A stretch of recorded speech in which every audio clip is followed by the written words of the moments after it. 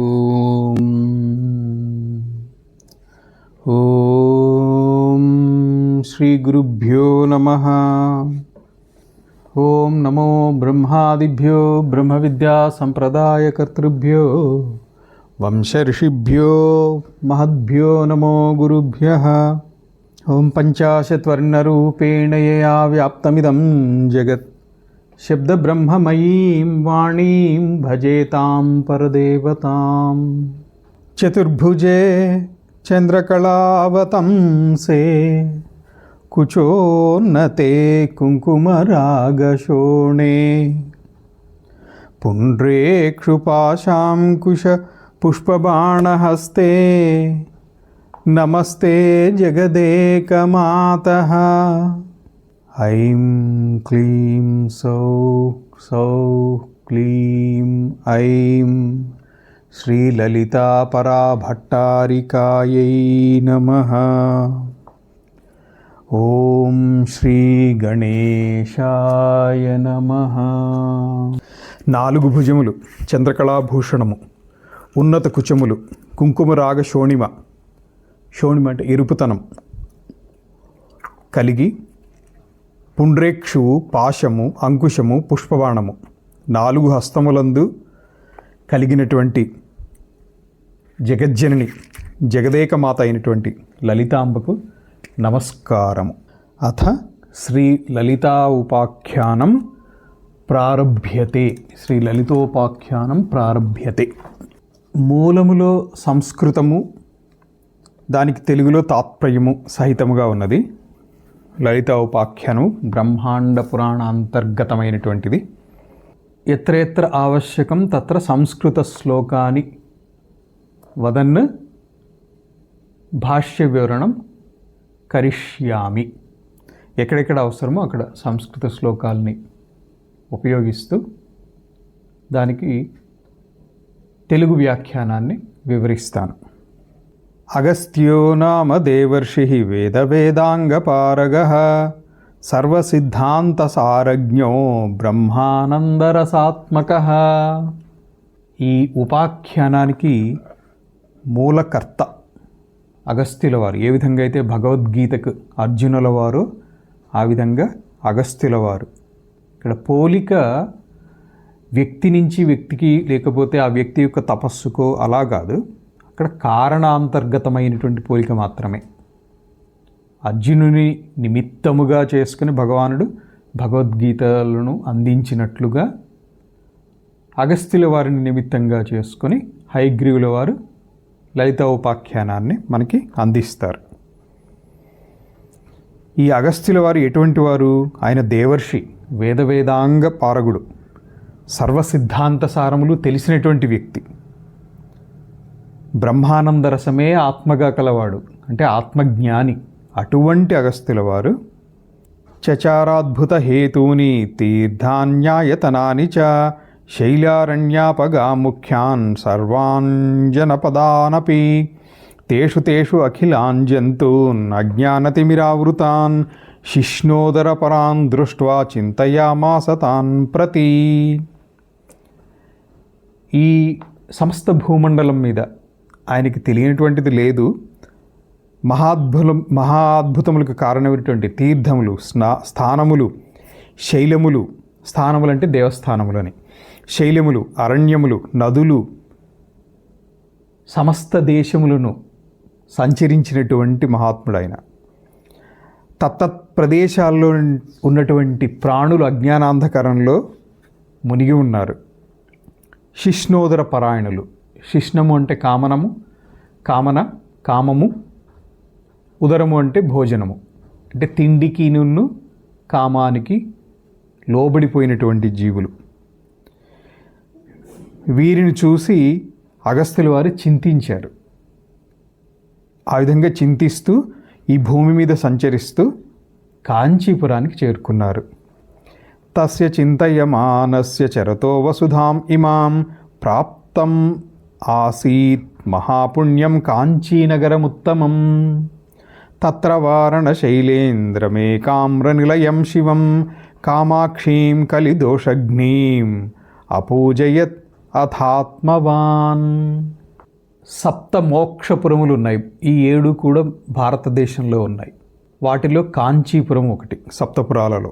ఈ భూమండలం అంతా కూడా తిరుగుతూ ఆ జీవులని అయ్యో ఇలా అయిపోయారే, వీళ్ళని తరింపజేసేటువంటి ఉపాయం ఏమిటి అని అలా చింతిస్తూ మోక్షప్రదాయిని అయినటువంటి కాంచీపురానికి చేరుకున్నారు. మహాపుణ్యమైనటువంటి ఉత్తమ నగరం అది. అక్కడ ఈ అగస్త్యుల వారు వారణశైలేంద్రమును అంటే ఏనుగు వంటి పర్వత శ్రేష్టము, ఉన్నతమైనటువంటి పర్వతం, అక్కడ ఏకామ్ర వృక్ష స్థలమునున్నటువంటి శివుని అంటే ఏకామ్రేశ్వరుని, కాంచీపురం వెళ్ళినటువంటి వారికి ఈ ఏకామ్రేశ్వరుని యొక్క దర్శనము లభిస్తుంది. చెప్తారు కూడా అక్కడ ప్రసిద్ధ క్షేత్రం. కలిదోషములను నశింపచేసేటువంటి కామాక్షిదేవిని పూజించారు. పూజించి అక్కడ ధ్యానమగ్నులై కొంత తపస్సు చేశారు. లోక కారణుడు, దయార్ద్రుడు, మహాధీశాలి పునః ధ్యానిస్తూ ఉన్నటువంటి ఆ అగస్త్యుల వారి యొక్క తపస్సుచే ఈయన దర్శించినది ఏకామ్రేశ్వరుని, పూజించినటువంటిది కామాక్షిదేవిని. కానీ ఈయన తపస్సుకి ప్రత్యక్షమైనటువంటిది ఎవరు అనంటే జనార్దనుడైనటువంటి విష్ణువు సంతోషించారు. సంతోషించి హయగ్రీవాం తనుం కృత్వా సాక్షాత్ చిన్మాత్ర విగ్రహం శంఖచక్రాక్షవలయ పుస్తకోజ్వల బాహుకాం. ఆ జనార్దనుని యొక్క రూపాన్ని వర్ణించారు. శంఖము, చక్రము, అక్షవలయము అంటే జపమాల, పుస్తకము, ఇవి ధరించి ఉజ్వలమైనటువంటి 4 బాహువులు కలిగినటువంటి రూపంతో ఆ దేహ కాంతితోటి జగమంతా కూడా నిండిపోతూ ఉన్నట్లుగా హయగ్రీవాకారము అగస్త్యుల వారి ముందు ఆ ఆకారంతో ప్రత్యక్షులయ్యారు. ఆ హయగ్రీవుని చూసి తం దృష్ట్వా ఆనందభరితః ప్రణమ్య చ ముహుర్ముహుః వినయానవతో భూత్వా సంతుష్టావ జగత్పతిం. అత్యద్భుతమైనటువంటి ఆ మూర్తిని దర్శించినటువంటి అగస్త్యుల వారు పునః ఆ అగస్త్యుల వారికి నమస్కరించి ఆ జగత్పతిని స్తుతించారు. ఆ స్తుతికి సంతోషించినటువంటి జగన్నాథుడు ఏమి కావాలి నాయనా అని కోరుకోమని చెప్పి అగస్త్యుల వారిని ఆదేశించారు. నాయన వరం కోరుకో, నీకు క్షేమము కలుగును అని హయగ్రీవుల వారు అగస్త్యుల వారిని పరామర్శించారు. ఈ విధంగా అడగబడినటువంటి అగస్త్యుల వారు అధోవాచ జగన్నాథ తుష్టోస్మి తపసా తవ వరం వరయ భద్రం తే భవితా భూసురోత్తమః. నాయన నీ తపస్సుకి సంతోషించాను, నీకు క్షేమం కలుగుతుంది, వరం కోరుకో అన్నటువంటి హయగ్రీవుల వారితోటి ఇతి పృష్టో భగవతా ప్రోవాచ ముని సత్తమః యది తుష్టోసి భగవన్ ఇమే పామరజంతవః. హే ప్రభు జనార్దన, నీవు సంతుష్టడవైనచో, సంతసించినచో ఈ పామర జనులందరూ ఏ ఉపాయంతో ముక్తులవుతారు దానిని మాకు వివరించండి అని అగస్త్యుల వారు హయగ్రీవుల వారిని వేడుకున్నారు. ఆయన తన కోసం ఏమి అడగల. మహాత్ముల యొక్క లక్షణం ఇలా ఉంటుంది, వారి కోసం వారు ఏమీ అడగరు. అది గ్రహించి సాక్షాత్తు జనార్దనుడైనటువంటి విష్ణువే హయగ్రీవుని యొక్క రూపంలో ప్రత్యక్షమయ్యి తనకి ఇష్టసిద్ధి కలిగేలాగా ఏం చెప్పబోతున్నారు అనేటువంటిది మనం విందాం. ఏమడిగారు ఇంతకీ అగస్త్యుల వారు? కేన ఉపాయేన ముక్తాః స్యురే తన్మే వక్తుమర్హసి ఇతి పృష్టో ద్విజేనాథ దేవదేవో జనార్దనః. సంతోషించారు జనార్దనుడు. మన కోసం అడిగితే, మనం అడిగామనుకోండి, ఉదాహరణకి అమ్మవారు మీ భక్తికి ప్రసన్నురాలై మీ ముందు ప్రత్యక్షమైనప్పుడు సామాన్యంగా లౌకికమైనటువంటి జనులందరూ అడిగేటువంటిది మా ఇంట్లో బాగుండాలి, ఇలాంటి ఇత్యాది ఏవో అడుగుతారు, ఇస్తారు. అమ్మవారు ప్రత్యక్షమైన తర్వాత ఆ దర్శనము వృధా కాదు. మీ కోరికను నెరవేరుస్తారు. కానీ బహుళ ప్రయోజనం కోసం అడిగినటువంటి కోరికకి బాగా సంతోషంగా ఇస్తారు. మహాత్ముల యొక్క కోరికలు వారి కోసం ఉండవు, లోక కళ్యాణం కోసమే ఉంటాయి. అదే ఇక్కడ మనకి గోచరిస్తుంది. ఏష ఏవ పురా ప్రశ్న శివేన చరితో మమ అయమేవ కృత ప్రశ్నో బ్రహ్మణాతు తతః పరం. విష్ణు అమితంగా సంతోషించి ఈ వరానికి పూర్వభాగం కూడా చెప్తున్నారు. పూర్వభాగం అంటే, నాయన ఈ ప్రశ్న అడిగినటువంటి వాడి నీవే మొదటివాడివి కాదు. ఇదే ప్రశ్నని పూర్వకాలంలో శివుడు అడిగారు నన్ను, ఇదే ప్రశ్నని పూర్వకాలంలో బ్రహ్మ అడిగారు, ఆ తర్వాత దుర్వాసుడు అడిగారు, ఇప్పుడు నువ్వు అడుగుతున్నావు నాయన. చూడండి, సారూప్యతలు ఎంత కాదన్నా, ఎంత చెప్పొద్దు అనుకున్నా సమయ అభావం అవుతుందేమో అనేటువంటి భీతి లోపల ఉన్నా కూడా తత్తత్ సందర్భంలో వెంటనే కొన్ని స్ఫురిస్తూ ఉంటాయి. ఇమం వివస్వతే యోగం ప్రోక్తవాన్ అహం అవ్యయం వివస్వాన్ మనవే ప్రాహురిక్ష్వాకవే బ్రవీత్. భగవానుడు సాక్షాత్ శ్రీకృష్ణ పరమాత్మ అర్జునుడితో అన్నారు, నాయన ఇదే యోగాన్ని నేను ముందు వివస్వతుడికి చెప్పాను, వివస్వతుడు మనువుకి చెప్పాడు, ఇప్పుడు నీకు చెప్తున్నాను. ఇలా సందర్భం వచ్చింది కాబట్టి ఇంతకు ముందు అదే జ్ఞానాన్ని ఎవరెవరికి అందించారో అది కూడా సందర్భోచితంగా సందర్భానుసారంగా చెప్పవలసి వచ్చింది. ఇంతకుముందు శివుడు అడిగారు, తర్వాత బ్రహ్మ, తర్వాత దుర్వాసుడు, ఇప్పుడు నువ్వు. భవద్భిః సర్వభూతానాం గురుభూతై మహాత్మభిః మమోపదేశో లోకేషు ప్రథితోస్తు వరో మమ. మీరు అందరూ కూడా అన్ని భూతములకు గురుభూతములు అంటే గురు సమానులైనటువంటి లోక గురువులు, మీరు గురోత్తములు, మహాత్ములైనటువంటి మీ వంటి వాళ్ళతోటి నేను ఈ చెప్పబోయేటువంటి ఉపదేశము ఆల్రెడీ ఆ ముగ్గురికి చెప్పున్నాను, ఇప్పుడు నీకు చెప్పబోతున్నాను. ఈ ఉపదేశము లోకముల యందు ప్రసిద్ధిగాంచుగాక, ఇది నా వరము. అంటే మీ కీర్తి చిరకాలము ఉంటుంది అని చెప్పటం. శ్రీ విద్యా ఉపాసకులు 12 మందిని చెప్తాం. ఆ 12 మందిలో సాక్షాత్ విష్ణువు, శివుడు, బ్రహ్మ, దుర్వాసుడు, అగస్త్యుల వారు, లోపాముద్రాదేవి, చంద్రుడు, మన్మధుడు, ప్రజాపతి అయినటువంటి మనువు, అగ్ని, కుమారుడు, ఇలా 12 మంది ఉన్నారమ్మా. అన్ని భూతములకు ఆదికర్తను, స్వయముగా ప్రభువును, సృష్టి స్థితి లయములన్నింటికి కారకుడను. అహమాదిర్హి భూతానాం ఆదికర్త స్వయం ప్రభుః సృష్టిస్థితిలయానాం తు సర్వేషామపి కారకః త్రిమూర్తి త్రిగుణాతీతో గుణహీనో గుణాశ్రయః ఇచ్ఛావిహారో భూతాత్మా ప్రధానపురుషాత్మకః ఏవం భూతస్య మే బ్రహ్మం త్రిజగద్రూపధారిణః ద్విధా కృతమభూద్రూపం ప్రధానపురుషాత్మకం మమ ప్రధానం యద్రూపం సర్వలోకగుణాత్మకం అపరం యద్గుణాతీతం పరాత్పరతరం మహత్ ఏవమేవ తయోర్జ్ఞాత్వా ముచ్యతే తే ఉభే కిము. సాంఖ్యదర్శనంలో చెప్పినట్లుగా ప్రధానము పురుషుడు ఆ రెండింటి రూపంలో ఉన్నటువంటిది నేనే. అంటే సాంఖ్యతత్వములో చెప్పబడినటువంటిది నేనే. సాంఖ్యతత్వము నేనే. ప్రధానం అనేటువంటిది ఏదైతే రూపం ఉందో అది అన్ని లోకగుణాత్మ అంటే ప్రకృతి స్వరూపము అని అంటాం. అపరం అంటే ఇతరమైనటువంటిది ఏదైతే ఉందో అది గుణాతీతము, పరాత్పరము. అన్ని భూతములకు ఆది, కర్త, సృష్టి, స్థితి, లయములు అన్నిటికీ కూడా కారణము. త్రిమూర్తి స్వరూపుడును నేనే.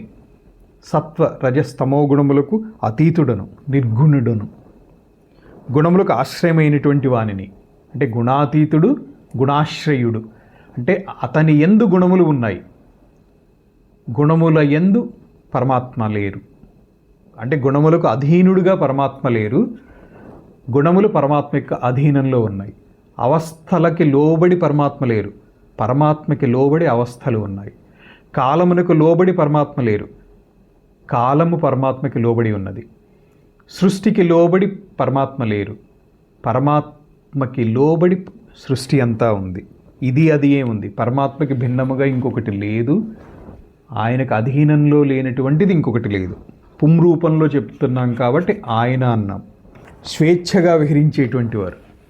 నిజానికి తదేజతి తన్నైజతి తద్దూరే తద్వంతికే తదంతరస్య బాహ్యస్య సర్వస్యాస్య ఈశావాస్య ఉపనిషత్తులో చెప్పుకున్నాం. తద్ ఏజతి అంటే వెళ్తుంది, తన్నైజతి అంటే ఎక్కడికి చెలించదు, చెలిస్తుంది చెలించదు, చాలా దూరంగా ఉంది. తదంతికే అంటే లోపలే ఉంది, చాలా సమీపంలో ఉంది. తద్ అంతరస్య బాహ్యస్య లోపల ఉంది, బయట ఉంది, దూరంగా ఉంది, దగ్గరగా ఉంది. ఇదే పరమాత్మతత్వం. తెలుసుకున్నటువంటి వాడికి హృదయ గుహలోనే ఉంది, అంతకంటే సామీప్యత ఇంకెక్కడా లేదు. తెలుసుకోనటువంటి వాడికి బహుదూరంలో ఉంది. ఎంత ప్రయత్నం చేసినా, మానస సరోవరం వెళ్ళినా, కైలాసగిరి వెళ్ళినా, ఎక్కడ వెళ్ళినా కూడా దొరకదు పరమాత్మతత్వం. అంతరిక్షంలోకి వెళ్ళినా దొరకదు, సూర్యమండలంలోకి వెళ్ళినా దొరకదు. గ్రహించినటువంటి వాడికి హృదయ గుహలోనే దొరుకుతోంది పరమాత్మతత్వం. అన్ని భూతములకు ఆత్మ కాబట్టి ప్రత్యేగాత్మ. ప్రధానము పురుషుడు, ఈ రెండు రూపాల్లో ఉన్నటువంటిది నేనే. ఓ బ్రహ్మస్వరూపుడైనటువంటి ఓ అగస్త్యముని, ఇటువంటి త్రిజగద్రూపధారి అయినటువంటి నా యొక్క రూపము రెండు విధములుగా అంటే ప్రధానము పురుషుడు అనేటువంటి విధముగా అయ్యింది. ప్రధానం అనేటువంటి రూపము సర్వలోక గుణాత్మకము, దీన్నే ప్రకృతి అంటున్నాం. సాంఖ్యదర్శనంలో దీన్ని విస్తారంగా చెప్పాను. ఆసక్తి ఉన్నటువంటి వాళ్ళు సాంఖ్యదర్శనం వినండి. మిగిలినటువంటి గుణాతీతమైనటువంటి రూపము పరమున కంటెనూ పరతరమైనటువంటిది, మహత్తైనటువంటిది, బృహత్తైనటువంటిది. ఈ విధముగా రెండింటి యొక్క స్వరూపములు తెలిసి ఈ రెంటిని కూడా వదిలిపెట్టాలి. ఈ రెంటిని కూడా వదిలిపెట్టును. చిరకాల తపస్సు చేత, యమనియమముల చేత, త్యాగముల చేత దుష్కర్మములు నశించిన తర్వాత ముక్తి అనేటువంటిది శీఘ్రంగా లభిస్తుంది. ఏ రూపము ఏ గుణముతో కూడి ఉన్నదో అది గుణి యొక్క ఐక్యముతో లభించును. గుణములన్నీ కూడా గుణికి చెందేటువంటివి. ధనమంతా ఎవరికి చెందుతుంది అంటే ధనవంతుడికి చెందుతుంది. గుణము గుణియందు ఉంటుంది, అంటే గుణవంతుడి యందు గుణం ఉంటుంది. మిగిలినది సమస్త జగద్రూపము కర్మభోగము యొక్క పరాక్రమము, అంటే చేసినటువంటి కర్మల యొక్క ఫలితాన్ని అనుభవించేటువంటివి. కర్మఫలములు అంటే లోకములు, అది కర్మలని ఆశ్రయించే ఉంటుంది. అది కర్మలను వదిలినను అంటే సత్ అసత్ కర్మలను వదిలేసినప్పటికీ ఇంతకుముందు చేసినటువంటి సత్ అసత్ కర్మల యొక్క ఫలితం అనేటువంటిది అందుతూనే ఉంటుంది. నేను ఇప్పుడు ఏమీ చెయ్యను అని చెప్పి నిశ్చింతగా, స్థిమితంగా, నిర్వికారంగా నేను కూర్చున్నా కూడా ఒకప్పుడు చేసినటువంటి కర్మల ఫలితంగా భోగము కానివ్వండి, రోగము కానివ్వండి, సుఖము కానివ్వండి, దుఃఖము కానివ్వండి, శైత్యము కానివ్వండి, ఉష్ణము కానివ్వండి, ఏదైనప్పటికీ కూడా పూర్వం ఆచరించినటువంటి కర్మల యొక్క ఫలితముగా వచ్చి తీరుతుంది. దానికోసం ఇంకా నేను దేని గురించి ఆలోచన చేయాలి? ఇక్కడ నేను అని చెప్పేటువంటిది ఉపమార్థంగా చెప్తున్నా. ఎవరైనా ఏం చెయ్యాలి? ఏమీ చేసినా చేయకపోయినా కర్మ ఫలితంగానే అందేటువంటిది అందుతూనే ఉంది. ఓ తాపస, ఓ అగస్త్యముని, ఎవరికైనా కూడా ఈ రెండింటిని అంటే సత్కర్మల యొక్క ఫలితాన్ని, దుష్కర్మల యొక్క ఫలితాన్ని వదిలిపెట్టడం అనేటువంటిది సాధ్యం కాదు, దుస్తరము. దుఃఖేన తారయితుం శక్యం దుస్తరం అంటే కష్టం మీద దాన్ని దాటగలరు. అతి కష్టం మీద అంటే కష్టం మీద దాటగలరు అంటే ప్రారబ్ధ కర్మ అనేటువంటిది అనుభవిస్తే తప్ప నశించనటువంటిది, తరించటానికి సాధ్యం కానిది, దాటటానికి శక్యం కానటువంటిది. కాబట్టి దుస్తరము. ఈ సత్కర్మల యొక్క అసత్కర్మల యొక్క ఫలము వదలదు. మనం ఎక్కడికి పారిపోయినా కూడా తక్కువ అక్కడికే వచ్చి చేరుతుంది. వెన్నంటి ఉంటుంది అంటే అదే అర్థం. సత్ అసద్గుణములు ఆత్మస్థములై వదిలిపెట్టవు. పుడుతూనే కొంతమంది పువ్వు పుట్టగానే పరిమళించును అన్నట్లు కొంతమంది పుట్టగానే పుట్టగానే అంటే చిన్ని ప్రాయం నుంచి కూడా దానగుణంతోటో శాంతంతోటో దైవ భావనలతోటో మెసులుతారు. కొంతమంది చిన్న వయసు నుంచి కూడా క్రూరత్వము, హింసాతత్వము, లోభత్వము ఇత్యాది గుణములు ప్రకటిస్తూ ఉంటారు. అంత చిన్న వయసులోనే వాళ్ళకి ఆ గుణాలు ఎలా వచ్చేసాయి మరి? ఒకడేమో బయట ఎవరన్నా కష్టపడుతూ ఉంటే చూసి జాలి పడతాడు చిన్ని ప్రాయంలోనే. ఒకడేమో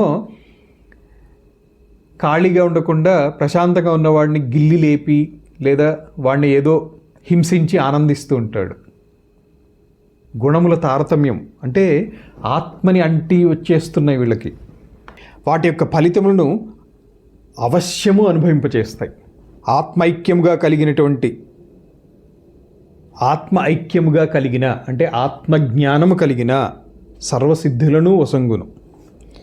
బ్రహ్మక్షత్రియుల కన్నా తక్కువై పాపిష్ఠులైన నరులకు కూడా ఏ రూపమును ధ్యానించినంత మాత్రమున దుష్కృతము కూడా సుకృతముగా మారునో అది పరాశక్తి రూపము.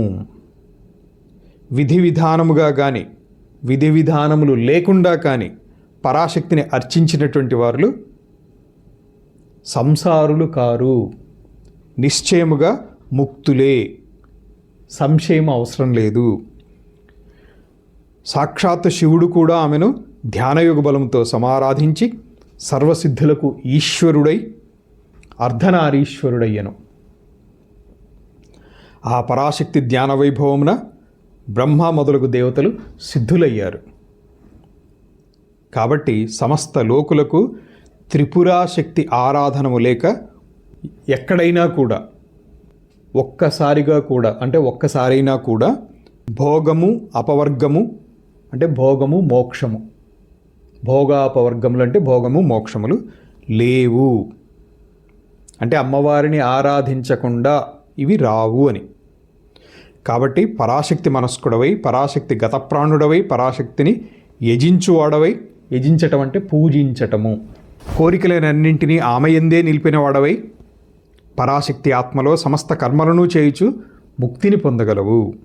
ఓ మునిశ్రేష్ఠ, నీ తపమునకు సంతసించి అందరి హితమును కోరి ఈ రహస్యము నీకు చెప్పటమైనది. దేవతలు, మునులు, సిద్ధులు, మానవులు అంటే అందరూ అని కాదు, పుణ్యాత్ములు, వీళ్ళని మానుషులు అంటారు.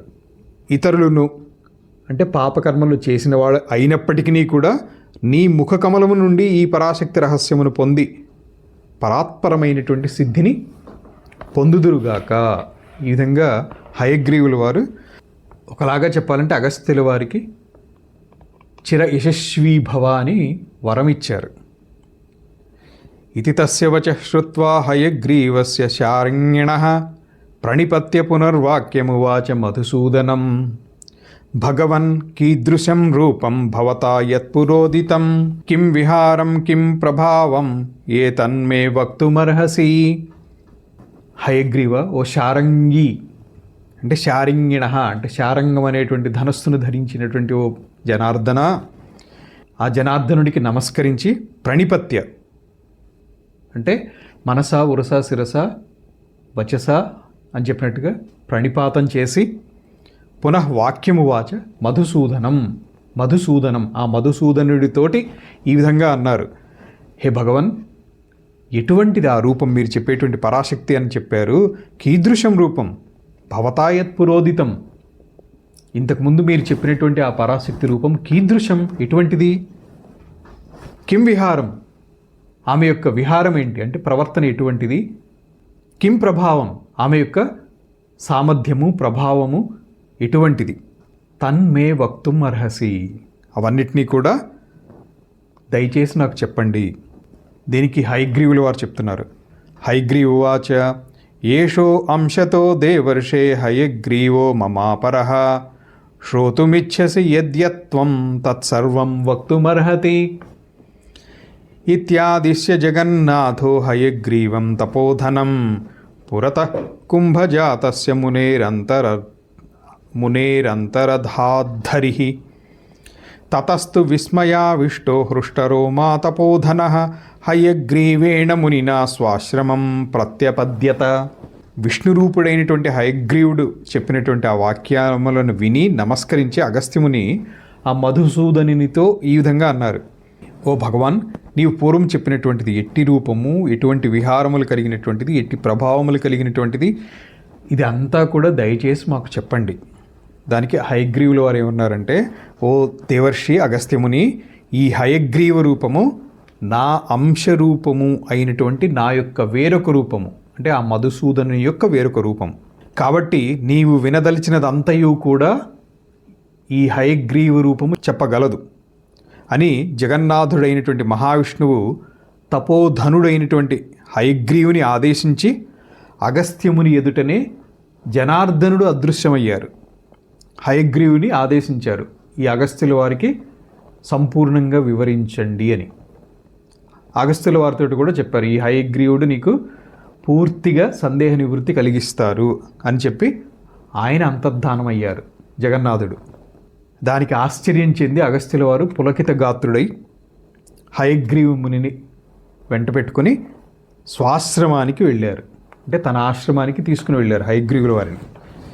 ఇది బ్రహ్మాండ మహాపురాణే ఉత్తరభాగే హయగ్రీవాగస్త్య సంవాదే లలితోపాఖ్యానం అగస్త్యయాత్ర జనార్దనావిర్భావం పంచమోధ్యాయ.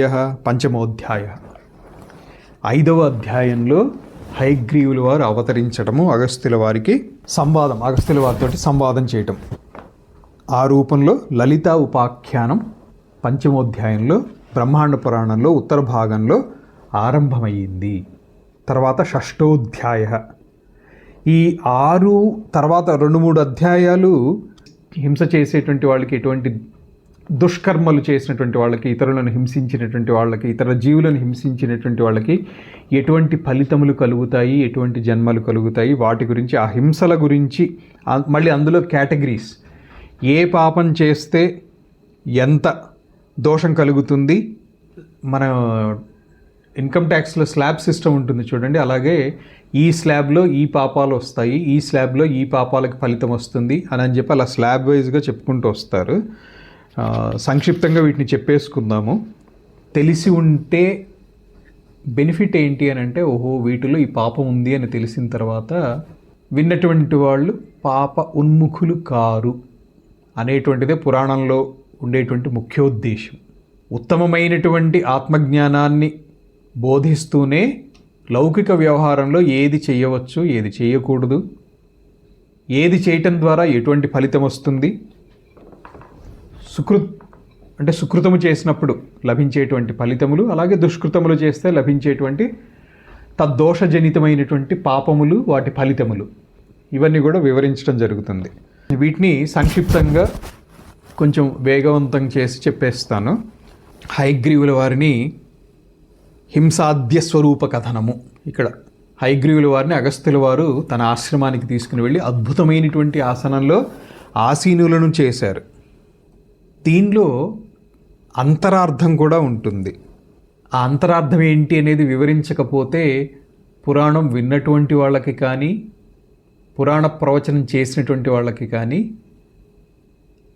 సంపూర్ణ అవగాహన కలిగిందా లేదా అనేది శ్రోతలకు అర్థమైపోతుంది, గ్రహించవచ్చు సందర్భాన్ని బట్టి. ఈ వాక్యం చెప్తాను. అధ ఉపవేశ్య చ ఏవ ఏనమాసనే పరమాద్భుతే. ఏవ ఏనం ఆసనే, ఏవ ఏనమాసనే అంటే హయగ్రీవుల వారిని తీసుకుని వెళ్ళి ఇటువంటి ఆసనం మీద ఉపవేశ్య అంటే కూర్చుండబెట్టారు. ఎటువంటి ఆసనము? పరమాద్భుతే, అద్భుతమైనటువంటి ఆశ్చర్యకరమైనటువంటి ఆసనము. ఈ జగత్తులో ఆశ్చర్యకరమైనటువంటి ఆసనం ఏది ఉంటుంది చెప్పండి? ఎవరన్నా ఊహించడానికి ప్రయత్నం చేయండి. అత్యంత ఆశ్చర్యకరమైనటువంటి ఆసనం ఏది? హృదయ కమలము. హృదయ కమలములో హయగ్రీవుల వారిని ఆసీనులను చేసి అని చెప్పటమే ఇక్కడ అంతరార్థం. ఆశ్చర్యకరమైనటువంటి ఆసనం. అటువంటి ఆసనం బయట ఎక్కడా కనపడదు. పరమాద్భుతమైనటువంటి ఆసనం అది. హయాననం ఉపాగత్య అగస్త్యో వాక్యమబ్రవీత్ అంటే ఇదంతా కూడా ధ్యానము ద్వారానే ఈ సంభాషణ అంతా నడిచి ఉండవచ్చు అని మనలాంటి వాళ్ళు ఊహించవచ్చు. అంటే దీని ద్వారా గ్రహించవలసింది ఏంటంటే ధ్యాన యోగం యొక్క శక్తి ఎంతటిది అనేటువంటిది. ధ్యాన యోగం ద్వారా పూర్వకాలంలో దేవర్షులు, మహర్షులు, ఋషులు దేవతలతోటి ఏ విధంగా సంభాషించారు, ఏ విధంగా దర్శనము, వారి యొక్క అనుగ్రహము, వరములను పొందారు అనేటువంటిది మనకు ఒక అవగాహన కలుగుతుంది. అటువంటి దివ్య రూపాన్ని, హయగ్రీవుల వారిది దివ్య రూపం, సాధారణ రూపం కాదు. అటువంటి దివ్య రూపాన్ని ఆసీనులను చేయటానికి అద్భుతమైనటువంటి ఆసనమే ఉండాలి. అటువంటి అద్భుతమైనటువంటి ఆసనము హృదయ కమలము తప్ప ఇంకొకటి లేదు ఈ జగత్తంతా వెతికినా కూడా. అటువంటి ఆసనంలో కూర్చోబెట్టి ఆ వారితోటి ఈ విధంగా సంభాషణ చేస్తున్నారు. భగవన్ సర్వధర్మజ్ఞ సర్వసిద్ధాంత విత్తమ లోకాభ్యుదయ హేతుర్హి దర్శనం హి భవాదృశాం ఆవిర్భావం మహాదేవ్యా తస్యా రూపాంతరాణి చ విహారాశ్చైవ ముఖ్యాయేతాన్ నో విస్తరతో వదః. నాకు చెప్పండి, నా కొరకు. ఇక్కడ నహ అనేటువంటిది చతుర్థి. తాన్ అంటే వాటన్నింటినీ కూడా నాకు విస్తరతో వద, విస్తారంగా చెప్పండి. నాకు అమ్మవారి గురించి వినటం కంటే ఇంక ఇతరమైనటువంటి కార్యక్రమం ఏది ఇంపార్టెంట్ కాదు. అందుకని మీరు ఎంతకాలం చెప్పినా కూడా ఆనందంగా వింటాను. అగస్త్యుల వారు హయగ్రీవుల వారిని అడగటం అన్నమాట. అంతరార్థం చూడండి. పరమాత్మ గురించి తెలుసుకోవడానికి మించినటువంటి కార్యం ఇంకొకటి లేదు ఈ జగత్తులో. ఉత్తమమైనటువంటి కార్యం ఇంకొకటి లేనే లేదు. అటువంటి ఉత్తమ కార్యము కోసము తమ శక్తిని, యశస్సుని లేదా ఇతరమైనటువంటి లౌకికంగా చెప్పగలిగినటువంటి అన్నిటిని, శక్తిని, యుక్తిని, బలాన్ని, ధనాన్ని, ప్రతి దాన్ని కూడా అమ్మవారి యొక్క మహిమని తెలుసుకోవటం కోసం వినియోగించినటువంటి వాడే జన్మరాహిత్యానికి అర్హుడవుతాడు. శ్రవణం చేయటానికే మాకు సమయం లేదు అనేటువంటి వాళ్ళకి ఆత్మజ్ఞానం ఎలా సిద్ధిస్తుంది అనేటువంటిది ఎవరి విచారణకి వాళ్ళకే వదిలేయమని చెప్తారు మహాత్ములు. సర్వసిద్ధాంతాలని తెలిసినటువంటి ఓ హయగ్రీవ, భగవాన్ భగవత్ స్వరూప, మీ వంటి వారి దర్శనము లోకాభ్యుదయ హేతు. చాలామంది చెప్తుంటారు మాకు కలలో దైవ దర్శనం కలిగిందండి అంటారు. ఒక్కటి గుర్తుపెట్టుకోండి, ఇది పురాణం ప్రవచనం కాబట్టి పురాణంలో తత్త సందర్భంలో కొన్ని అంశాలు చెప్పవలసి ఉంటాయి. అవి ఒకలాగా చెప్పాలంటే ప్రవచన నియమములు అంటారు. దేవతా దర్శనం అనేటువంటిది నిర్వ్యాజంగా లేదా అంటే నిష్కారణంగా కలగదు. ఒక దేవతా దర్శనం కలిగింది అంటే దానికి ఖచ్చితంగా ప్రయోజనం ఉంటుంది, ప్రయోజనం లేకుండా జరగదు. ఏమోనండి దేవతా దర్శనం కలిగింది, ఆ తర్వాత ఏమీ తెలియదు, మీకు పుణ్యమని ఊరుకోండి అంతే. అంతే తప్ప దేవతా దర్శనం ఊరికనే అయితే జరగదు, అది గ్రహించుకోండి. మీ దర్శనం లోకాభ్యుదయమునకు హేతువు. హయగ్రీవుడంతటి వారు, హయగ్రీవుడు సాక్షాత్ విష్ణుమూర్తి యొక్క అవతారం. 51 అవతారాల్ని భాగవతం చెప్తోంది, విష్ణుమూర్తి యొక్క 51 అవతారాలని. ఆ 51 అవతారాల్లో హయగ్రీవుల వారిది ఒక అవతారం. ఆ వివరాలు కావాలి అనుకుంటే భాగవతం చదవండి, లేదా దైవానుగ్రహం ఉంటే సత్సాంగత్యంలో మనం దాన్ని కూడా ఎప్పుడైనా చర్చించుకుంటామేమో, చూద్దాం. మహాదేవి యొక్క ఆవిర్భావము, ఆమె యొక్క వేర్వేరు రూపములు, ముఖ్యమైనటువంటి విహారములు, అంటే ఆవిడ యొక్క లీలలు, ఇవన్నీ కూడా విస్తారంగా మాకు చెప్పండి. హయగ్రీవుల వారు చెప్తున్నారు. హయగ్రీవాచ అనాదిరఖిలాకారా సతసత్కర్మరూపిణి ధ్యానైక దృశ్యా ధ్యానాంగీ విద్యాంగీ హృదయాస్పద ఆత్మైక్యాద్వ్యక్తి మాయాతి చిరానుష్ఠాన గౌరవాత్ ఆదౌ ప్రాదురభూత్ శక్తిర్బ్రహ్మణో ధ్యానయోగతః ప్రకృతిర్నామ సాఖ్యాత దేవానాం ఇష్టసిద్ధిదా ద్వితీయముదభూద్రూపం ప్రవృత్తే అమృతమంథనే సర్వసమ్మోహజనకమవాంగ్మానసగోచరం యద్దర్శనాదభూదీశ సర్వజ్ఞోపి విమోహితః విసృజ్య పార్వతీం శీఘ్రం తయా రుద్ధో తనోద్రతం తస్యాం వైజనయామాస శాస్తారమసురార్దనం. ఆ మహాదేవి ఆది లేనటువంటిది, అనాది స్వరూపిణి, సమస్త స్వరూపిణి, అన్ని రూపములు ఆమెవే. పురాణంలో చెప్పినప్పటికీ కూడా వేదవ్యాసుల వారు ఆ పరమాత్మతత్వాన్నే ఆఖ్యాయిక లేదా కథారూపంలో చెప్తున్నారు. దీనికి కారణం ఏంటి అనేటువంటిది శాంకర భాష్యం చెప్పేటప్పుడు చాలాసార్లు చెప్పాను, మళ్ళీ కూడా సందర్భం కాబట్టి ఇంకొకసారి చెప్తున్నా.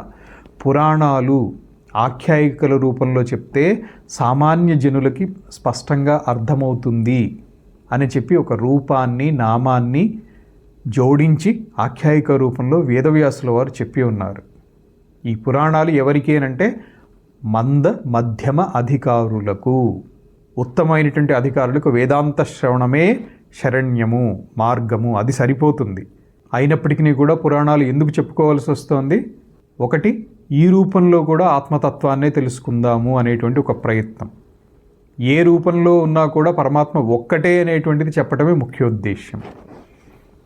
శివుడు అంటారా, విష్ణు అంటారా, బ్రహ్మ అంటారా, ఇంద్రుడు అంటారా, అగ్ని, వాయువు, ఏ రూపమైనా చెప్పండి. చివరికి మాతృదేవోభవ, పితృదేవోభవ, ఆచార్య దేవోభవ, అతిథి దేవోభవ, ప్రతి రూపంలో ఉన్నటువంటిది పరమాత్మ ఒక్కటే. ఆ మూలతత్వాన్నే భిన్న భిన్నమైనటువంటి నామాలతోటి, శబ్దాలతోటి, రూపాలతోటి సూచిస్తూ వేదవ్యాసుల వారు వనర్చినటువంటి ఈ జగత్తుకు చేసినటువంటి హితము, శ్రేయస్సు కలిగేటువంటి విధానము ఇంకా ఎవరూ చెయ్యలేరు.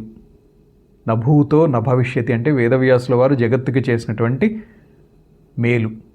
అంతటి మేలు చేసినటువంటి ఆ వేదవ్యాసుల వారిని ఒక్కసారి స్మరించుకొని ముందుకు వెళ్దాం. ఈ పురాణాలన్నీ కూడా సూత మహర్షి ద్వారా వ్యాప్తింపబడ్డాయి. అది ఎక్కడ అనేటువంటిది సూతగద్ది, నైమిషారణ్య ప్రాంతం ఇప్పటికీ కూడా అక్కడ ఉంది. అలాగే వ్యాసుల వారు వేద విభాగం చేసి తన 4 శిష్యులకి బోధించినటువంటి వ్యాసగద్ది కూడా అదే నైమిషారణ్యంలో ఉంది. ఆ మహాదేవి ఆది లేనటువంటిది, సమస్త స్వరూపిణి, కేవలము ధ్యానము చేతనే చూడదగినది.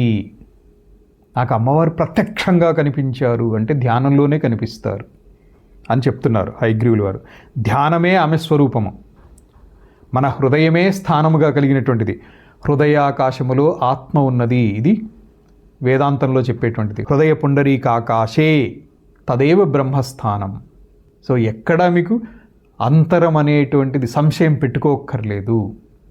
ఏదో ఒక ఉపాయం ద్వారా హృదయాకాశంలోకి కూర్చున్నారా, పరమాత్మ యొక్క సాయుధ్యం అనేటువంటిది, పరమాత్మతోటి ఐక్యం అనేటువంటిది సిద్ధించటానికి మీరు చాలా ముందుకు వెళ్ళినట్లే.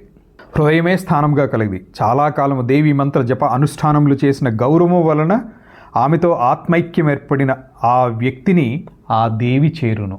మేబీ అందుకే మమ్మల్ని శంకర భాష్య అధ్యయనంలోకి ప్రేరేపించి పంపించారేమో. అమ్మవారి యొక్క ఉపాసన అనేటువంటిది వ్యర్థము కాదు. అది కూడా గురుముఖత నేర్చుకున్నటువంటి వాళ్ళకి. మీరందరికీ కూడా పుణ్యం ఉంది కాబట్టే వేదాంత శ్రవణం చేయగలుగుతున్నారు. చక్కగా దేవీ తత్వాన్ని, పరమాత్మ రూపంలో దేవీ తత్వాన్ని గ్రహించేటువంటి ఆ సదవకాశం పరమాత్మ మీ అందరికీ కూడా ఇచ్చి ఉన్నారు. చాలా కాలం దేవీ మంత్ర జపానుష్ఠానములు చేసినటువంటి గౌరవం వలన ఆమెతో ఆత్మైక్యం ఏర్పడినటువంటి ఆ వ్యక్తిని దేవి చేరును. అభిన్నత్వం. మొదట బ్రహ్మ యొక్క ధ్యానయోగం వలన శక్తి ఆవిర్భవించింది. ఈ అమ్మవారు 3 సార్లు ఆవిర్భావం జరిగింది. ఆ 3 సందర్భాలు ఏంటి అనేటువంటిది చెప్తున్నారు.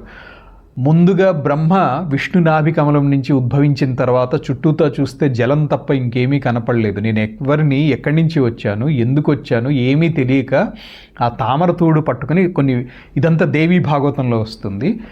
1000 సంవత్సరాలు లేదా కొన్ని వేల సంవత్సరాలు ప్రయాణం చేసి ఆ తామరతూడు ద్వారా ఎక్కడికి గమ్యం తెలియక విరమించి మళ్ళీ తన స్వస్థానానికి వచ్చి ఖిన్నుడై కూర్చున్నారు. ఏంటి ఇదంతా చుట్టూత నీళ్లు తప్ప ఏం లేదు, ఏం చేయాలి అంటే ఆ సందర్భంలో సప్తశతిలో కూడా ఇదే వాక్యం వస్తుంది. తపహ అని వినిపిస్తుంది ఆయనకి. తపహ తపస్సు చెయ్యి అని వినిపిస్తుంది.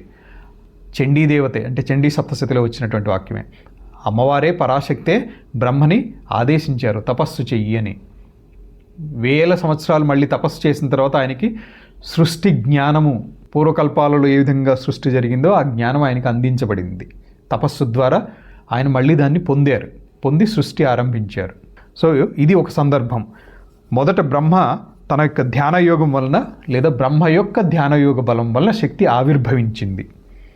ఆమె ప్రకృతి అని పిలువబడినది. ఆమె దేవతలకు ఇష్టసిద్ధిని ఇచ్చినటువంటిది. ఇది మొదటి రూపము, మొదటి సందర్భము. రెండవ సందర్భము అమృత మంథనము జరగగా ఆమె యొక్క రెండవ రూపం ఆవిర్భవించినది. ఇది ఎటువంటిది? సర్వసమ్మోహనమైనటువంటిది, మాటలకు కానీ మనస్సునికి కానీ అందనటువంటిది. ఆమెను దర్శించుట వలన సాక్షాత్తు సర్వజ్ఞుడైనటువంటి ఈశ్వరుడు విమోహితుడయ్యి పక్కన ఉన్నటువంటి పార్వతీదేవిని కూడా మర్చిపోయి వదిలేసి ఆమెతో చేరి సంతానం ఉత్పన్నం చేశారు. ఆ సంతానం ఎవరు అంటే ఆమె యందు శివుడు అసురఘాతి అయినటువంటి శాస్తను జనింపచేసెను. అగస్త్య ఉవాచ, అగస్త్యుల వారు మళ్ళీ అడుగుతున్నారు, కథం వై సర్వభూతేషో వశీ మన్మథ శాసన అహో విమోహితో దేవ్యా జనయామాస చాత్మజం. హయగ్రీవుల వారు దీనికి విస్తారంగా చెప్తున్నారు. ఆశ్చర్యం, అగస్త్యుల వారు అడిగినటువంటిది ఏంటంటే ఆశ్చర్యము, సర్వభూతములకు ఈశ్వరుడు, సర్వజ్ఞుడు, సర్వేంద్రియములను తన వశంలో ఉంచుకున్నటువంటి ఇంద్రియ నిగ్రహపరుడు అయినటువంటి ఆ ఈశ్వరుడు ఎటువంటి వాడు అంటే మన్మధునే భస్మీకరించినటువంటి ఆ ఈశ్వరుడు ఆ దేవి చేత, అంటే ఆ సందర్భంలో ఆవిర్భవించినటువంటి ఆ దేవి చేత ఏ విధంగా విమోహితుడయ్యారు, వారిరువురి మూలకంగా శాస్త ఏ విధంగా ఉద్భవించారు లేదా జనించారు. దీనికి హయగ్రీవుల వారు చెప్తున్నారు. దీన్ని తెలుగులో చెప్పేస్తాను. సమయ గౌరవంతో మన ముందు ఉన్నటువంటి లలితా సహస్రనామాల యందు మరింత సమయాన్ని మనం ప్రయత్నం చేయటం కోసం. దీనికి హయగ్రీవుల వారు చెప్తున్నారు, పూర్వము అమరావతి దానికి అధిపతి అయినటువంటి ఇంద్రుడు విజయశ్రీ సమృద్ధి కలిగి దేవ దానవ మానవులతో నిండినటువంటి 3 లోకములను పరిపాలిస్తున్నారు. కైలాస శిఖరం వంటి తెల్లని ఐరావతం అంటే మంచు కొండ వంటి మంచుతోటి నిండినటువంటి హిమాలయముల వంటి హిమశిఖరము వంటి, ఇక్కడ ఉపమానం అన్నమాట, హిమశిఖరము ఉపమానము, అంత ఉన్నతంగా ఉన్నటువంటి శ్వేత ఐరావతాన్ని అధిరోహించి విహరిస్తూ ఉండేవారు. 3 లోకాల్లోనూ పూజింపబడుతున్నారు. 3 లోకాలకి అధిపతి కాబట్టి ఆయన అవ్యయుడైనటువంటి అంటే నాశనము లేనటువంటి భవానీపతి అయినటువంటి శివుడు గ్రహించారు. ఇంద్రుడు మదించాడు అంటే గర్వము తలకెక్కింది. దేవతలైనా కూడా అసుర గుణం కలిగితే వారి యందు కరుణతోటి వారి యొక్క అసుర గుణాలని తొలగింపచేస్తూ ఉంటారు. ఆ మదాన్ని దించుటకు దుర్వాసోమునిని పిలిచి ఇంద్రుని దగ్గరికి పంపించారు. ఈ దుర్వాసుల వారు సామాన్యులు కాదు, సాక్షాత్తు శివుని యొక్క అంశావతారమే, రుద్రావతారం అంటారు. అత్రి అనసూయ ఈ దంపతులకు పరమ పతివ్రత అయినటువంటి అనసూయాదేవికి అత్రి మహర్షికి పుట్టినటువంటి 3 పుత్ర రూపంలో ఆవిర్భవించినటువంటి సాక్షాత్తు త్రిమూర్తులే వారు. రుద్రాంశ సంభూతుడు దుర్వాసుల వారు, అలాగే చంద్రుడు త్రిమూర్తి అంశస్వరూపుడుగా దత్తాత్రేయుల వారు, ఈ 3 ఆవిర్భవించారు అని చెప్తారు. అటువంటి దుర్వాసుని ఇంద్రుని దగ్గరికి పంపించారు. ఈ దుర్వాసులు ఎటువంటి వారు? చిరిగిన చర్మం ధరించారు, దండి అంటే దండం చేతిలో పట్టుకుని ఉన్నారు, శరీరం అంతా కూడా దూసరితమై ఉన్నది, దుమ్ము కొట్టి ఉంది, ఒక పిచ్చివాడిలాగా తిరుగుతున్నారు. చూడటానికి ఒక పిచ్చివాడిలాగా ఆకాశ మార్గంలో దేవ మార్గంలో వెళ్తున్నారు. ఈ వెళ్ళేటువంటి దారిలో ఒక సుందరాంగి అయినటువంటి విద్యాధర స్త్రీ అనుకోకుండా ఈ దుర్వాస మహర్షికి ఎదురయ్యింది. ఆమె ఆ విద్యాధర స్త్రీ ఎటువంటిది అంటే చాలా కాలం తపస్సు చేసి పరాంబికని తృప్తిపరిచి అంటే సంతోషపెట్టి ఆ అమ్మవారి అనుగ్రహంతో ఆమె ఇచ్చినటువంటి ఒక మాల, అమ్మవారు తన మెడలో ఉండేటువంటి మాలని ఈమె తపస్సుకి సంతోషించి ఈమెకి ఇచ్చారు. చాలా సంతోషంతో ఉంది. అమ్మవారి దర్శనం కలిగింది, అమ్మవారి యొక్క వరం కలిగింది, అమ్మవారి యొక్క అనుగ్రహంతో సాక్షాత్ అమ్మవారు ఇచ్చినటువంటి మాల. ఈ కథ అయిన తర్వాత ఒకటి గుర్తుపెట్టుకోండి, చాలామంది గుడికి వెళ్ళిన తర్వాత గుళ్ళో దేవతకి అర్పించినటువంటి మాలని అక్కడ ఉండేటువంటి అర్చకులు ఇస్తారు. ఆ మాలని ఏం చేస్తున్నారో మీరే గ్రహించుకోండి. ఈ కథ అయిన తర్వాత ఏం చేయకూడదో మీకు అర్థం కాకపోతే నేనే చెప్తాను. ఆ మాలని పొంది సంతోషించి ఉంది. అటువంటి స్త్రీ ఎదురుపడింది. దుర్వాసుడు ఆయన పేరు వింటేనే అందరికీ గడగడ. మహాశక్తి సంపన్నుడు, ఏది చేసినా కూడా లోక అనుగ్రహం కోసమే చేశారు అనేటువంటిది ఆయన చరిత్రని పరిశీలిస్తే అందరికీ అర్థమవుతుంది. ఈయన కోపము లోక కళ్యాణం కోసమే. అలాగే నారదుణ్ణి అదేదో అంటారు, ఏంటి కలహ భోజనుడు అని అంటారు. కలహం పెట్టి ఆయన సంతోషిస్తారా అని చెప్పి చూపిస్తుంటారు. కానీ గ్రహిస్తే నారదుల వారి యొక్క దర్శనం ఎవరికైతే కలుగుతుందో వాళ్ళకి సాధనలో ముందుకు వెళ్ళడానికి మార్గం సుగమవుతుంది, ఉత్తమ జన్మ ప్రాప్తికి మార్గం సుగమవుతుంది. అలాగే దుర్వాసుల వారు ఎవరినైతే అనుగ్రహిస్తారో, ఎవరినైతే ఆయన పరామర్శిస్తారో వాళ్ళ కీర్తి చిరకాలం మిగిలేటట్లుగా ఉంటుంది. గ్రహించండి. దీనికి ఉదాహరణ చెప్పాలి అని అంటే ఏకాదశి వ్రతం చేసినటువంటి అంబరీష్ ఉపాఖ్యానం చదువుకోండి. ఆయన కీర్తి ఇప్పటికీ కూడా చెప్పుకుంటున్నాం అంబరీషుడి గురించి. చాలా కాలం తపస్సు చేసినటువంటి ఈ విద్యాధర స్త్రీ ఎదురుపడితే ఈ కాలంలో ఇలాంటి పలకరింపులు ఉన్నాయి అని చెప్పి నేను గ్రహించింది చాలా తక్కువ. నేను అనుకోను, కానీ ఉంటే సంతోషమే. ఆప్యాయతే ఉంటుంది అక్కడ. ఒక ఓళ్ళల్లో అరుగుల మీద కూర్చునేవాళ్ళు, వితర్ధి అంటారు సంస్కృతంలో. అరుగుల మీద కూర్చుని ఆ దారిలో ఎవరన్నా చిన్నపిల్లలు లేకపోతే చిన్న వయసులో ఉన్నటువంటి అమ్మాయి ఎవరన్నా అటు వెళ్తుంటే దాన్ని పిలిచి, ఏమే అమ్మాయి ఏంటి ఓ లేడీల్లే పరిగెడుతున్నావు, లేకపోతే ఏంటి ఆ వంకర టింకరగా నడుచుకుంటూ వెళ్తున్నావు, ఏంటి అందరు బాగున్నారా? ఆ పలకరింపుల్లో ఆప్యాయతే తప్ప ఇతరమైనటువంటి భావనలు ఉండేవి కావు. చక్కగా ఆనందంగా ఉండేవాడు. ఈ కాలంలో సిటీలలో పలకరింపులలో పాష్గా ఉంటాయి, అంటే గౌరవప్రదంగా ఉంటాయి, కానీ భావనలలో వ్యత్యాసం ఉంది. ఈ దుర్వాసుల వారు అమ్మాయి ఎదురుపడినప్పుడు లేడిపిల్ల వంటి కన్నులు కలిగినటువంటి ఆ విద్యాధర స్త్రీని చూసి దుర్వాసుముని, శ్రేష్ఠుడైనటువంటి దుర్వాసుముని, ఒకసారి పిరికిదానా ఎక్కడికి పారిపోతున్నావే అంటే యథాతథంగా నేను చెప్పటంలా కొంచెం లోకరీతి అనుసరించి చెప్తున్నా. ఓ భీరు ఎక్కడికి పోవచ్చున్నావు, ఒకసారి పిరికిదానా ఎక్కడికి వెళ్తున్నావే? ఆప్యాయత. నీ చేతిలో మాల ఏంటి, ఈ మాల ఎక్కడి నుంచి పొందావు అడిగారు. ఆ విద్యాధర స్త్రీ మహాత్ముడైనటువంటి దుర్వాసునికి నమస్కరించి వినయంతో ఈ విధంగా చెప్పింది.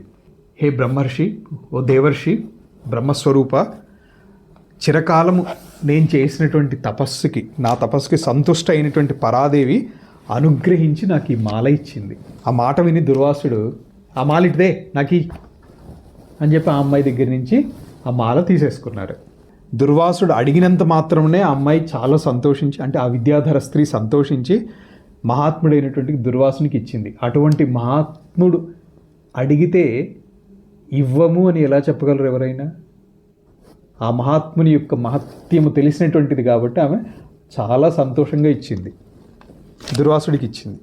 ఆ మాలని ఆయన 2 చేతులతో తీసుకుని ఆయన పలకరింపుకి నన్ను ఈ మాలను తీసుకునేటువంటి విధానాన్ని భావనాపరంగా గమనించండి. ఒకసారి తింగరదాన్ని ఎక్కడికి పరిగెడుతున్నావు, నీ చేతిలో ఆ మాల ఏంటి అన్నట్లుగా పలకరించి ఆ అమ్మాయి చేతికి మాల ఇచ్చినప్పుడు 2 చేతులతోటి తీసుకున్నారు. ఏదో ఎడం చేతితోటో ఒక చేతితోటో తీసుకోలే, 2 చేతులతోటి ఆ మాలని భక్తితోటి తీసుకొని కృతార్థుడనైతిని అని భక్తితో ఆ మాలని శిరస్సు మీద ధరించారు. అమ్మవారి యందు భక్తి చూడండి. మనం ఆచరించవలసినటువంటి విధానం ఇది. అమ్మవారి యొక్క మాలని శిరస్సు మీద ధరించి సంతోషించి ఈ విధంగా అన్నారు, బ్రహ్మాదులకు కూడా లభించినటువంటి మాల ఇది, దీన్ని నేను పొందాను అని చెప్పి ఇదంతా పరీక్ష చూడండి. ఇప్పుడు ఆయన ఆ అమ్మాయికి ఇచ్చినటువంటి వరం, నీకు దేవి యొక్క పదకమలముల యందు సముజ్వలమైనటువంటి భక్తి నిలిచి ఉండునుగాక అని ఆశీర్వదించారు. అంతటి మహాత్ముడు ఆశీర్వదిస్తే ఇంకా ఆమె జన్మ చరితార్థమైంది. అమ్మవారి దర్శనం కలగటంతో ఆమె జన్మ చరితార్థమైంది. ఇటువంటి మహాత్ముడి యొక్క ఆశీర్వాదం లభిస్తే ఇంకా చెప్పేదేముంది? చక్కటి శోభనమైనటువంటి ఆకారం కలదాన, ఓ మంచి అమ్మాయి, చక్కటి సుగుణం కలిగినటువంటి అమ్మాయి, యథాసుఖముగా వెళ్ళు, చక్కగా క్షేమంగా వెళ్ళు అని ఆశీర్వదించి పంపించారు. ఆ విధంగా ఆమెను పంపించి తన దారిన దుర్వాసుముని వెళ్ళారు.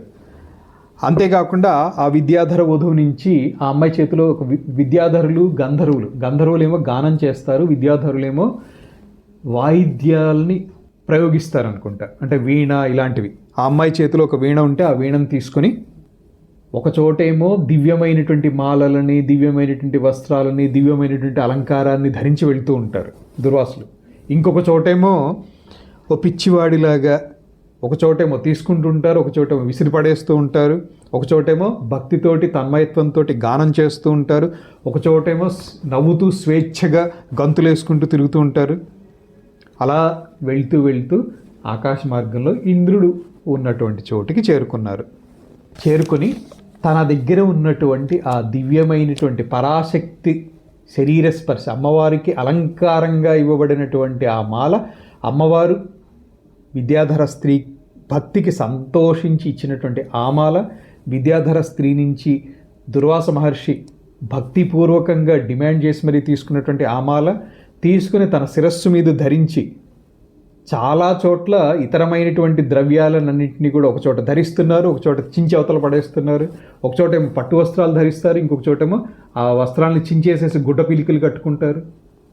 ఒకచోట చర్మం ధరిస్తారు, ఒకచోట బూడిద ధరిస్తారు, ఒకచోటేమో సుగంధ లేపనములు తీసుకుంటారు. ఇలా ఉండేటువంటి దుర్వాసుడు ఈ మాలని మాత్రం ఎక్కడా వదలలేదు. చూడండి, ఆ మాలని సాక్షాత్తు తీసుకొచ్చి ఇంద్రుడికి ఇచ్చారు. ఇంత భక్తితోటి, ఇదంతా ఇప్పుడు మీరు విన్నారు కాబట్టి, ఇంత భక్తితోటి దుర్వాసుడు ఇచ్చినటువంటి ఈ మాలని ఇంద్రుడు ఏం చేయాలి, ఏం చేశారో వినండి. ఏం చేయాలి అనేటువంటిది మీకు వదిలేస్తాం తర్వాత. దాన్ని తీసుకొని తన వాహనమైనటువంటి ఐరావతం శిరస్సు మీద వేశారు. ఆ ఏనుగు ఏం చేసింది, ఐరావతం ఏం చేసింది, ఆ దాన్ని తొండంతో తీసుకుని, ఏనుగు సహజ లక్షణం అది, తొండంతో తీసుకుని నేల మీద వేసి కొట్టి పడేసింది. ఆ భూమి మీద పడినటువంటి మాలని చూసినటువంటి దుర్వాసముని ఇప్పుడు తాన సార్థక నామధేయుడు అయ్యారు.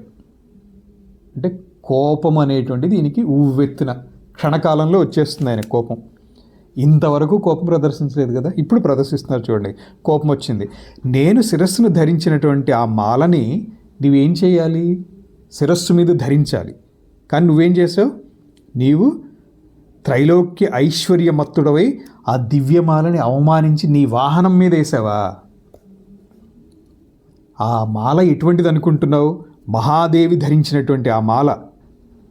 ఆ మాల మహాదేవి యొక్క పాద రజము, అంటే పాదముల కింద ఉండేటువంటి ధూళిని సాక్షాత్తు బ్రహ్మ, విష్ణు, ఈశ్వరుడు వీళ్ళందరూ తల మీద ధరించి ధన్యులమయ్యామనుకుంటారు. అటువంటి ఆ మహాదేవి ధరించి ఇచ్చినటువంటి మాల, నేను శిరస్సు మీద ధరించినటువంటి మాల నువ్వేం చేసావు? నువ్వు ధరించలేదు, దాన్ని అవమానించావు. నీవు శాసించినటువంటి ఈ దేవ, దానవ, మానవలోకము నా శాపముతోటి అశోభనమై, అంటే కాంతిహీనమై, ఐశ్వర్య విహీనమై, తేజో విహీనమై పోవుగా అని శపించేశారు. అప్పుడు గ్రహించి ఇంద్రుడు కిందకి దిగి వచ్చి ఆదరంతో, అంటే పూజ చేసినప్పటికీ కూడా వినయంతో పూజ చేసినా కూడా దుర్వాసముని జరగవలసినటువంటి కార్యం, అంటే ఇంద్రుడి యొక్క పతనం, కాబోయేటువంటి ఇంద్రుడి పతనము, దాన్ని స్మరించుతూ ఏం మాట్లాడకుండా అక్కడి నుంచి నిష్క్రమించారు. దీనివలన ఏమైంది, విజయలక్ష్మి ఇంద్రుడి దగ్గర నుంచి విడిచి వెళ్ళిపోయి బలిని చేరుకుంది. బలి అంటే దైత్యుడు, రాక్షసరాజు, ప్రహ్లాదుని యొక్క తండ్రి, విరోచనుని యొక్క పుత్రుడు, వైరోచనుడు అంటారు. మరి నిత్యశ్రీ సంపద అంతా కూడా నిత్య పురుషుడైనటువంటి శ్రీ మహావిష్ణువుని చేరుకుంది. ఇంద్రుడు తన అమరావతి నగరానికి చేరి దేవతలందరినీ పిలిచి దుఃఖచిత్తుడై చింతిస్తున్నాడు. సిరి అంతా వెళ్ళిపోయింది. అశుభ శకునాలు గోచరిస్తున్నాయి. అందరినీ పిలిచి సభ ఏర్పాటు చేసి బృహస్పతిని పిలిచి ఆ సభలో, హే భగవత్ స్వరూపుడైనటువంటి దేవగురు, సర్వధర్మములు తెలిసినటువంటి, భూత భవిష్యత్ వర్తమానములను కూడా తెలిసినటువంటి వారా, ఇంతవరకు ఎప్పుడూ స్వర్గంలో, త్రిలోకములలో కనపడనటువంటి అశుభాలు గోచరిస్తున్నాయి. వాటి యొక్క ఫలితములేంటి, అవి దాటేటువంటి ఉపాయాలేంటి, ఇవి చెప్పండి అంటే బృహస్పతి ధర్మాధర్మములతో కూడినటువంటి శుభవాక్యములను ఇంద్రుడితోటి సభికులందరికీ కూడా తెలిసేటట్లుగా ఈ విధంగా చెప్పారు. కృతస్య కర్మణో రాజన్ కల్పకోటి శతైరపి ప్రాయశ్చిత్తోపభోగాభ్యాం వినా నాశో నజాయతే. చేసినటువంటి కర్మ, కృతం కర్మ శుభాశుభం గచ్చన్నపి అనుగచ్చతి.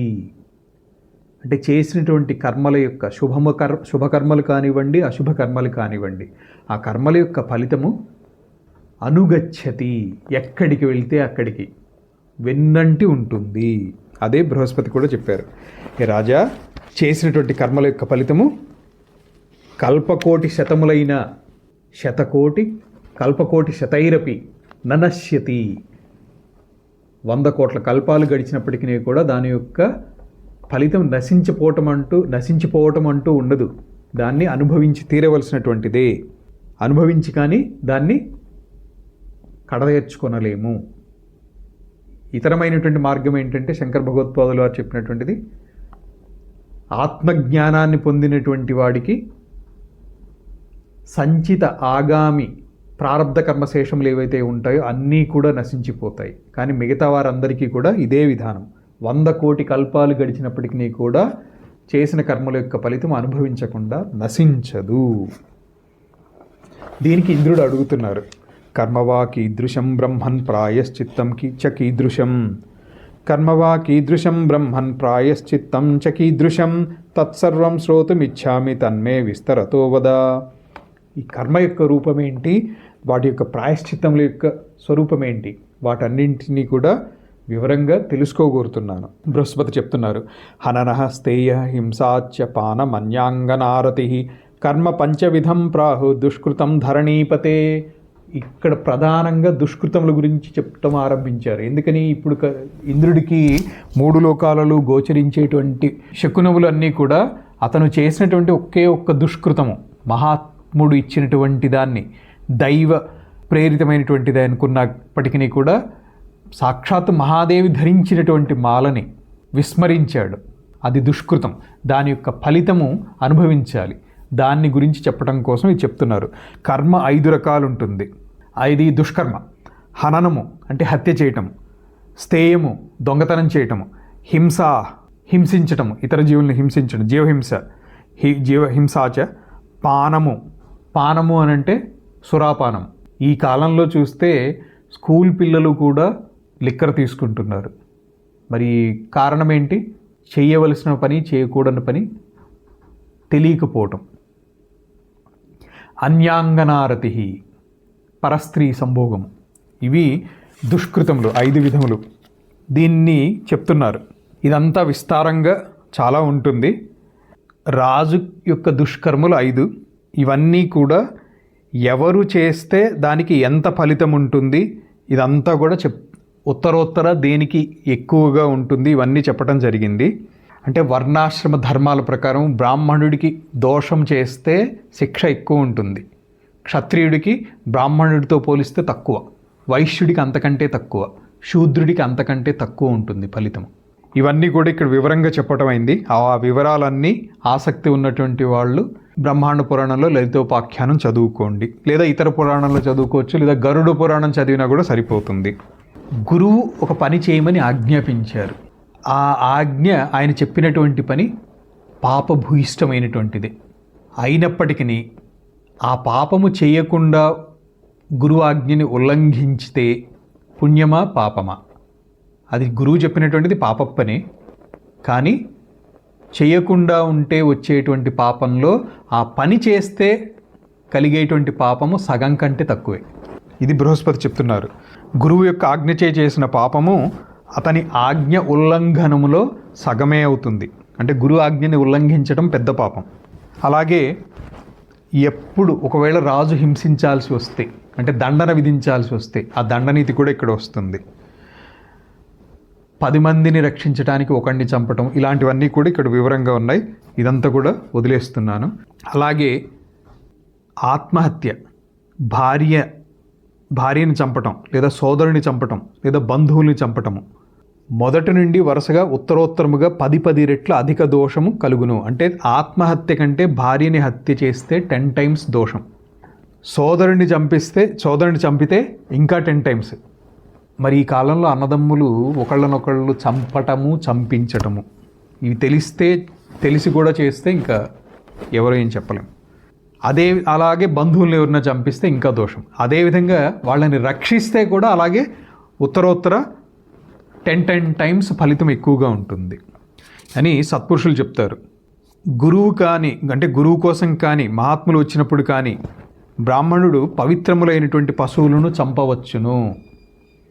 అంటే వాళ్ళకి భుజింప చేయడానికి వాళ్ళు కోరితే, గురువు ఒకవేళ మాంసం తింటాను అని అంటే గురువు కోసం పశుహింస చేసి వండించి పెట్టడంలో తప్పు లేదు.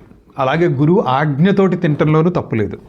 దేవతలకై కానీ, పితరులకై కానీ, అభ్యాగతులకై కానీ, గురువునకై కానీ, మహాత్ములు వచ్చినప్పుడు కానీ బ్రాహ్మణుడైనా కూడా పవిత్రములైనటువంటి పశువులను చంపవచ్చును. అంతేకాకుండా ఆపదలలో బ్రాహ్మణుడు పవిత్రమైనటువంటి మాంసమును భుజించి పాపం అని అంటాడు. దీనికి మహాభారతంలో విశ్వామిత్రుడి కథ ఒకటి వస్తుంది. కుళ్ళిపోయినటువంటి కుక్కని తినవలసి వస్తుంది ఒక సందర్భంలో విశ్వామిత్రుల వారు. ఏ దోషము అంటదు. వేద విహితములైనటువంటి కర్మలనే చేయాలి, వేద నిషిద్ధములైనటువంటి వాటిని చేయరాదు. పూర్వము యువనాశ్వుని యొక్కయు దేవతల యొక్క మహాక్రతువు జరిగిన.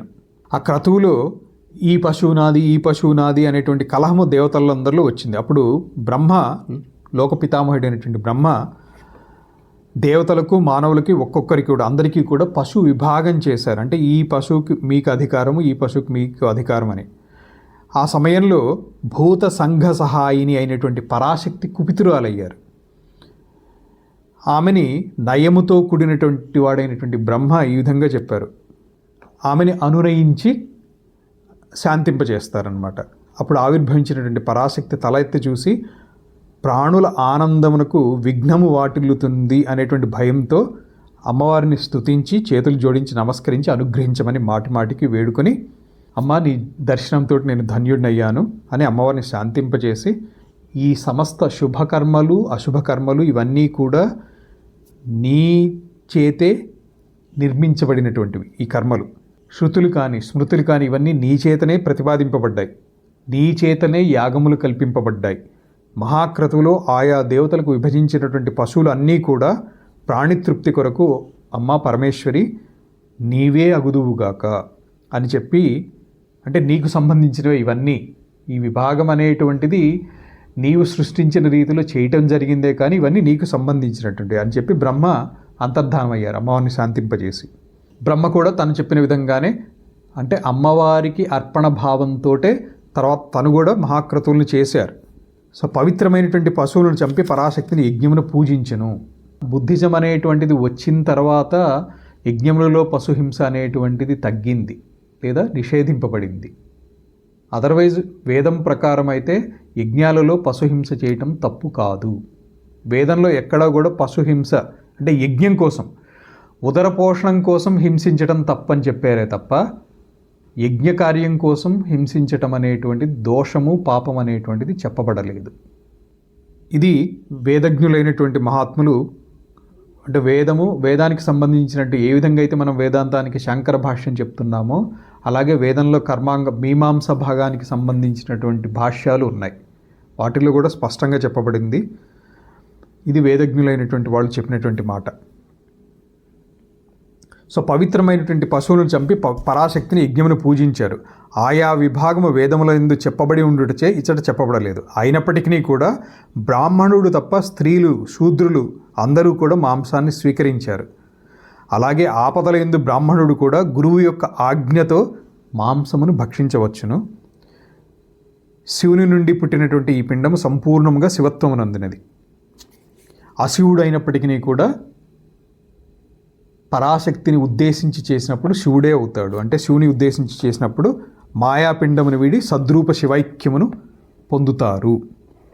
ఆ కారణముననే ఈశుడవు సర్వజగమునకు కర్తవు కారణుడవు ప్రళయస్వరూపుడవు రుద్రుడు విశ్వాధికుడు అయినందున తదభిన్నుడైనటువంటి ఓ పశు నీవు కూడా రుద్రుడవే. ఈ కారణంతో స్వార్థమునకు కానీ పరార్థమై కానీ గుర్రము కానీ గోవును కానీ ఏనుగు ఒంటె దున్న ఇలాంటి వాటిని ఇవన్నీ ఇంకా ఇలా చెప్పడం జరుగుతుంది అన్నమాట. అలాగే గృహస్థ అయినటువంటి వాడికి గృహమునకు అనిష్టము చేసేటువంటి సర్పములు ఎలుకలు తేళ్ళు ఇలాంటి వాటిని చంపితే పాపం అంటదు. ఇది క్రియాఫలమును కోరేటువంటి గృహస్థాశ్రమ వాసులకు మనస్సంకల్ప సిద్ధులై శివతేజస్కులైనటువంటి మహాత్ములకు. మిగతా వాళ్ళందరికీ కూడా పశు యజ్ఞముతోటి ఇష్టాపూర్తి కర్మగును. అంటే యజ్ఞంలో హింసించటం తప్పు కాదు. అలాగే యజ్ఞయాగాదులు తటాకాద నిర్మాణములు చేసిన వాళ్ళు అవుతారు. వాళ్ళ ఇష్టము సిద్ధించాలి. ఇష్టసిద్ధి కోసము జపము హోమము అర్చనాదులు ఇలాంటివి చెయ్యాలి. ఇది బ్రహ్మాండ పురాణ ఉత్తర భాగంలో హయగ్రీవాగస్త్య సంవాదంలో లలితాపాఖ్యానంలో హింసాది అస్వరూప కథనము అంటే ఏది చేస్తే హింస, ఏది చేస్తే హింస కాదు, ఇలాంటివి వివరించడమైంది. దీంతో షష్టమ అధ్యాయము సమాప్తమైంది. 5-6 అధ్యాయాలు సమాప్తమయ్యాయి. ఓం సహనావవతు సహనౌ భునక్తు సహ వీర్యం కరవావహై తేజస్వినావధీతమస్తు మా విద్విషావహై. ఓం శాంతి శాంతి శాంతి.